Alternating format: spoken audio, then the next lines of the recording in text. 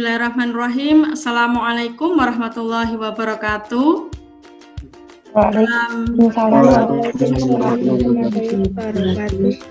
Salam dahsyat, full semangat mahasiswa yang berbahagia.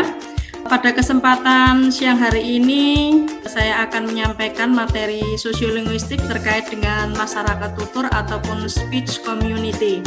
Ada beberapa bahasan ataupun beberapa uraian materi pada kesempatan kali ini. Yang pertama terkait dengan batasan ataupun konsep, baik itu menurut para ahli ataupun simpulan dari para ahli yang telah disampaikan sebelumnya.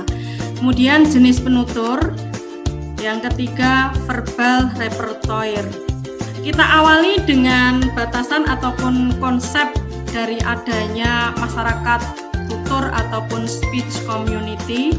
Kalau panjenengan sudah membaca banyak literatur ataupun banyak buku ataupun artikel yang bersumber dari jurnal, banyak para ahli yang mengemukakan batasan ataupun konsep mengenai masyarakat tutur ini.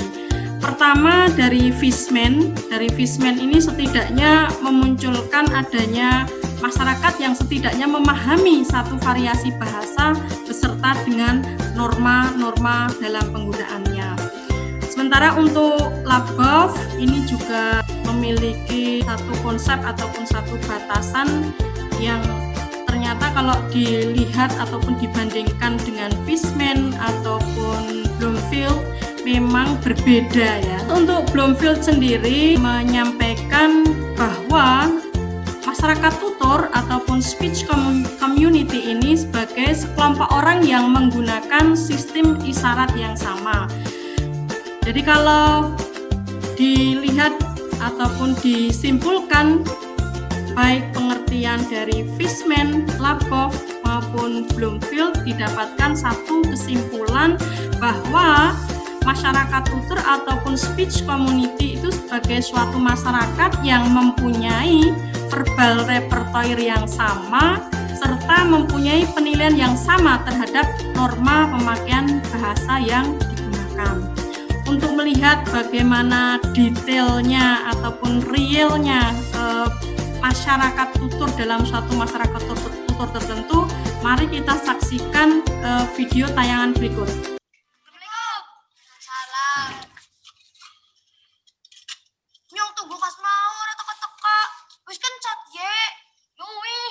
Kiriman bareng pae lah. Yes, kowe nggawa lauk apa? Iye, nyong nggawa sego karo nduk dadar. Kowe nggawa apa, As? Kiye nyong nggawa sego karo tempe mendoan. Nek kowe nggawa apa, Fut? Nggawa sego karo sayur. Kowe nggawa apa? Biasa, nyong nggawa mie ayam. Lah, ya ayame. Mie ayam ora ayame.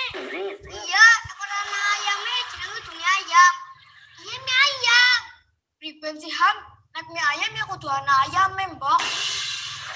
Terus kita takon, apa nek tuku buah naga kudu ana nagane? Ora. Nek tuku jamu monyet kudu ana monyete? Ora. Ya iya, iki jenenge mie ayam, ora kudu ana ayame.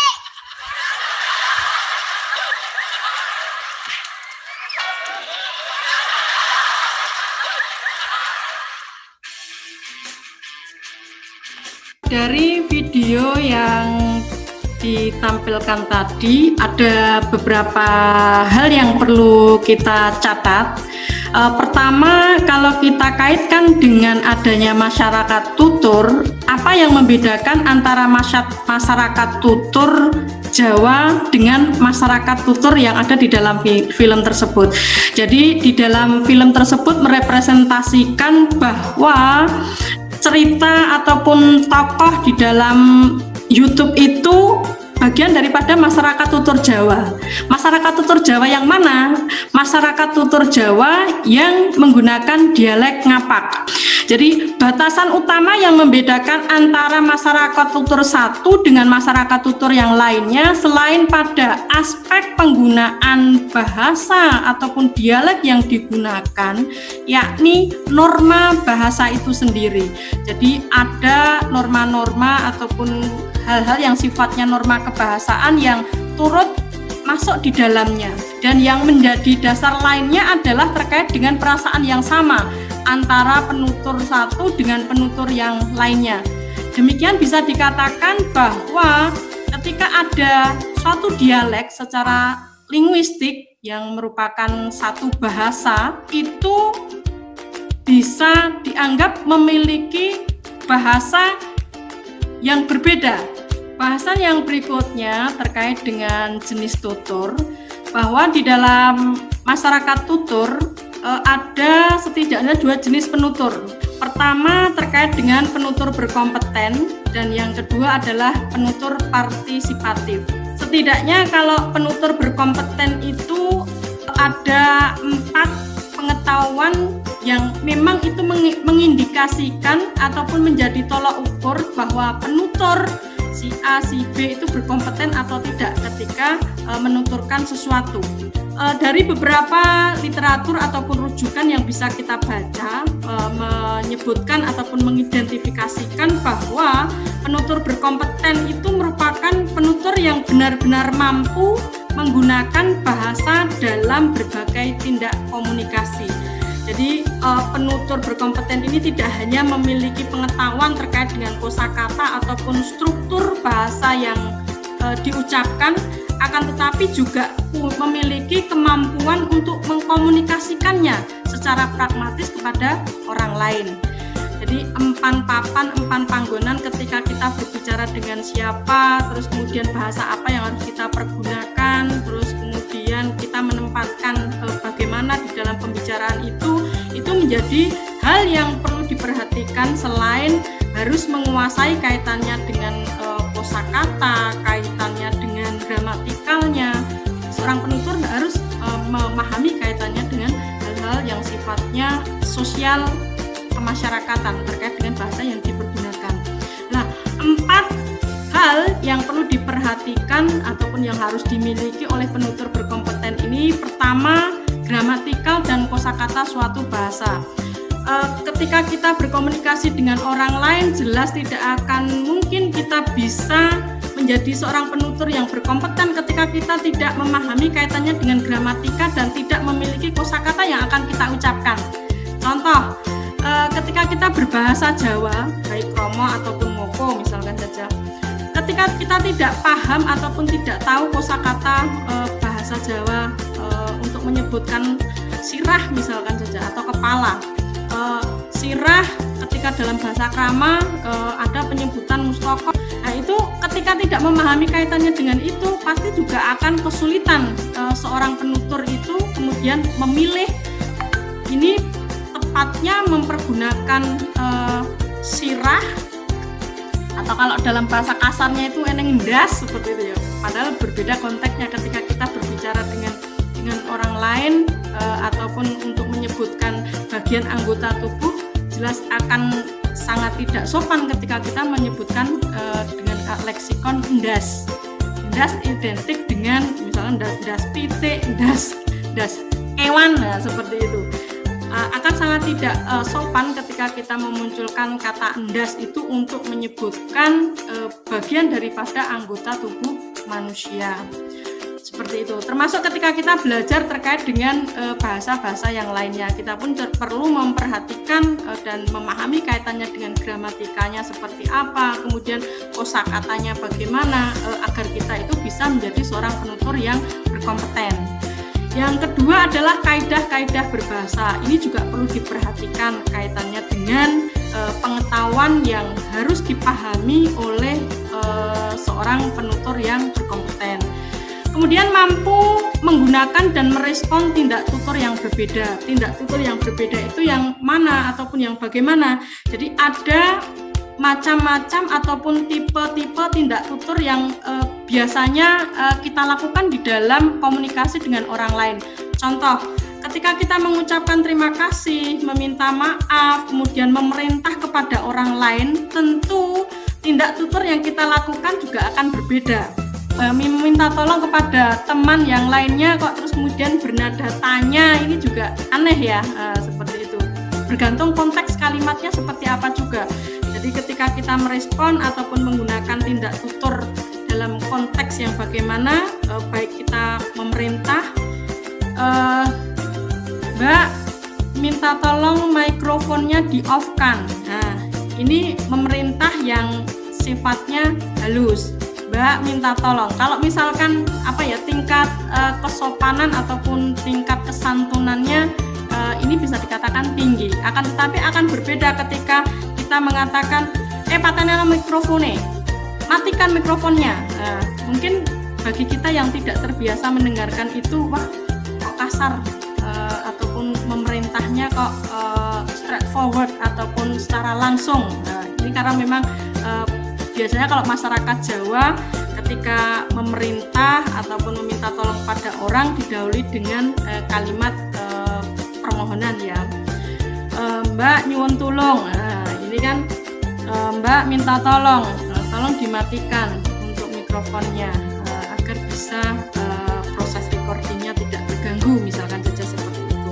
Jadi harus bisa merespon ataupun mempergunakan tipe-tipe tindak tutur yang berbeda pada saat melakukan komunikasi dengan orang lain.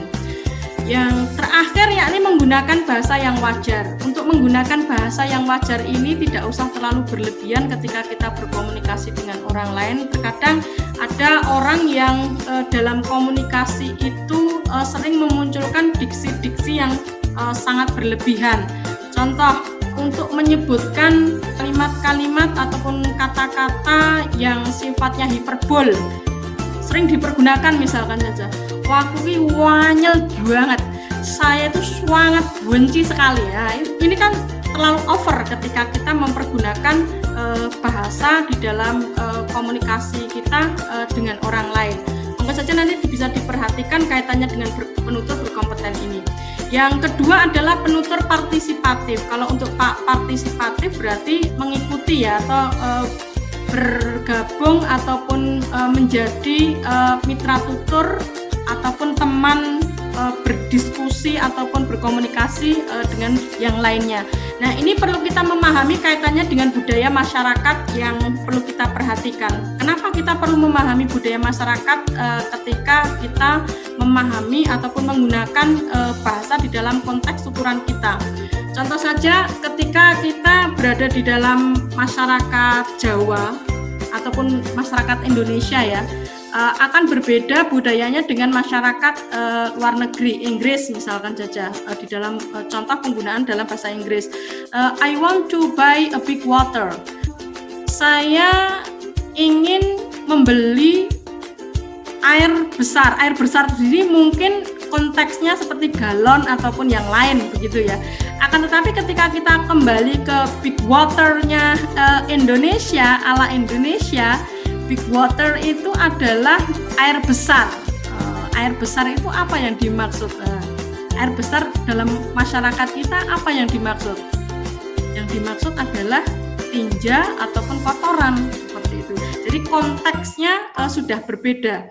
Ini perlunya kita memahami budaya masyarakat tutur yang mana ataupun budaya masyarakat yang mana sehingga tidak terjadi gegar budaya ataupun shock culture ketika kita berkomunikasi dengan orang lain. Untuk bahasan yang ketiga ini terkait dengan verbal repertoire. Konsepnya merujuk pada aspek yang sama.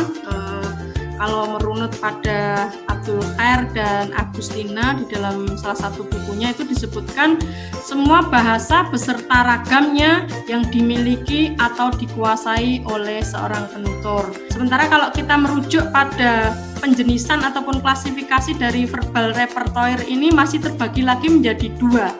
Yang pertama adalah verbal repertoire yang itu menjadi miliknya penutur, dan jenis verbal repertoire yang dimiliki oleh masyarakat ataupun anggota masyarakat dalam suatu komunitas. Jadi kalau kita berdasarkan klasifikasi ini setidaknya akan melahirkan ataupun memunculkan kaitannya dengan idiolek dan sosiolek. Apa yang dimaksud idiolek? Kalau idiolek itu terkait dengan kekhasan yang dimiliki oleh tiap individu ketika ketika dia melakukan proses berbahasa ataupun melakukan proses komunikasi.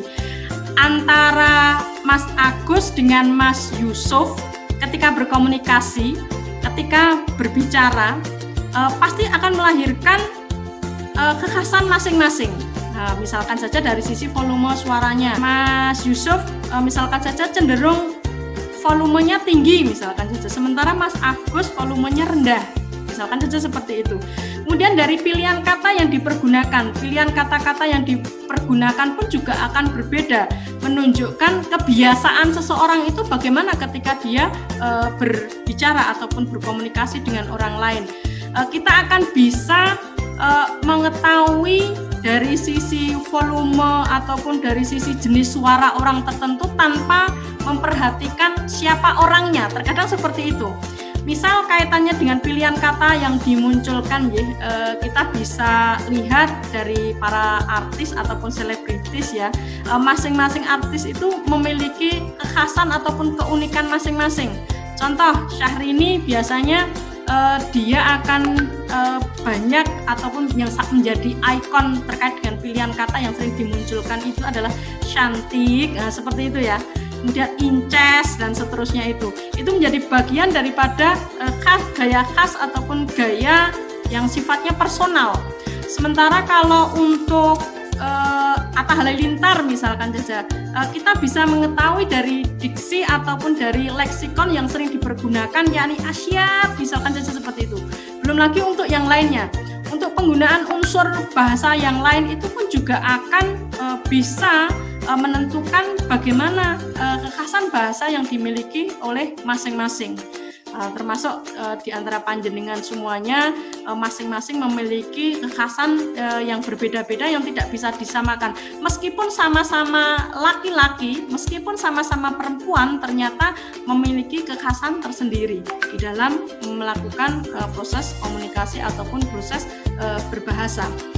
Kemudian kalau untuk sosiolek ini lebih menitik beratkan pada variasi bahasa yang digunakan oleh sekelompok orang ya, yang pada akhirnya akan bisa membedakan, oh ini masuk dalam kelompok masyarakat pelajar, oh ini masuk pada kelompok masyarakat pekerja, oh ini masuk pada kelompok masyarakat apalagi seniman misalkan saja. Tentu ini perbedaan-perbedaan variasi bahasa yang dimunculkan oleh kelompok masyarakat tertentu ini ataupun kelompok masyarakat tutur tertentu ini didasari pada aspek kebiasaan bahasa yang dipergunakan seperti apa, kemudian korelasinya diksi-diksi yang dipergunakan biasanya juga tidak jauh-jauh dari apa yang melingkupi di dalam kehidupannya.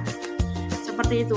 Pada saat sekarang panjenengan posisinya sebagai mahasiswa, maka bahasa-bahasa yang dipergunakan ataupun bahasa-bahasa yang sering muncul ketika kita berbicara masalah kajian sosiolinguistik, maka juga tidak akan jauh-jauh dari bahasan sosiolinguistik. Akan berbeda ketika panjenengan keluar dari kelas ini, kemudian meleh pada masyarakat tutur yang lain, misal panjenengan posisinya setelah kuliah memiliki pekerjaan sampingan, maka panjenengan juga akan memiliki masyarakat tutur yang lain, yakni masyarakat tutur pekerja pada komunitas panjenengan. Atau kalau misalkan panjenengan tergabung pada mahasiswa aktivis misalkan saja, maka itu juga akan membentuk pada masyarakat yang skopnya lebih kecil, yakni masyarakat tutur aktivis dan seterusnya. Nah, yang disitulah ketika kita memahami kaitannya dengan masyarakat tutur, ketika kita berada dalam masyarakat tutur tertentu, maka kita tidak akan bisa terlepas dari adanya verbal repertoire yang memang melingkupi di dalam kehidupan kita ketika kita berinteraksi dan berkomunikasi dengan orang lain. Termasuk ketika ada penjenisan ataupun klasifikasi terkait dengan idiolek dan sosiolek, itu adalah bagian yang memang muncul ketika kita berinteraksi dengan orang, ketika kita berada dalam masyarakat tutur tertentu, dan ketika kita memiliki adanya verbal repertoire itu sendiri.